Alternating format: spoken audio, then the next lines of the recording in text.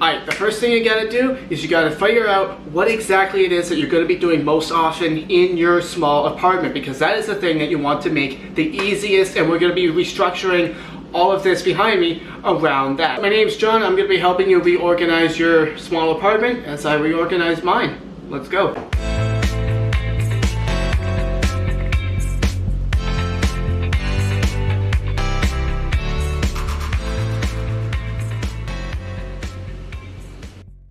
Okay, so if you're working with a really small space, you have to make sacrifices. For example, if your goal is to be a painter, you're going to prioritize and position the art studio to be more accessible, and your bed is going to get shoved off into the corner. Whereas if you just want to sleep, bed might be in more better position, the art studio maybe a bit off to the side. It's all about what you want to do most often in your small apartment. You need to prioritize around that. The second thing we have to do is we actually have to take a look at how we can combine different sections together. And part of what we can do is we can split up different sections of our furniture in our apartment by according to what it is that it's actually used for. So the first section is right here. This is the YouTube section. Right here is the art section. This takes up the entire wall.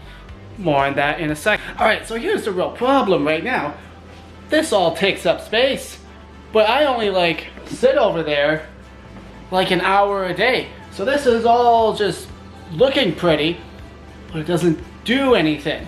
Whereas over here, I need a bit more storage space over here. As you can see, it's a bit of a freaking mess. However, I've noticed something. This is where you want to get to the next level of thinking three-dimensionally. This is shorter than this. So what I'm going to do now, I'm going to take that and I'm going to put it on top of this, and we're going to create more space in this really small apartment. Here we go. Yay. There we go. And over we go. So now we've compiled them all together, which means I now have a lot more space. I'm getting a lot more done with less space. Let's take a look at the final product. Alright, so as you can see, that is basically the final product, and of course this is the culmination of years and years of acquiring stuff and figuring out what works best for me.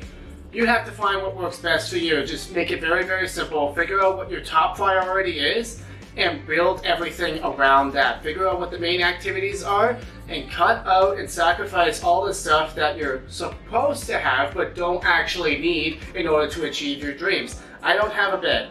I have a mattress. I don't have a table. I just eat my food at the counter or in front of the laptop. I don't have a chair. I have a stool and a standing desk. Keeps me moving a lot more. Point is, you figure out what works best for you. Basically just figure out what activities you want to do most in this room, in your small space, and optimize for that. Not only can you design your own art studio in your own apartment, but you can actually design your own life as well. Check out this video right here to learn my tips on how to do that. I look forward to seeing you there. See ya.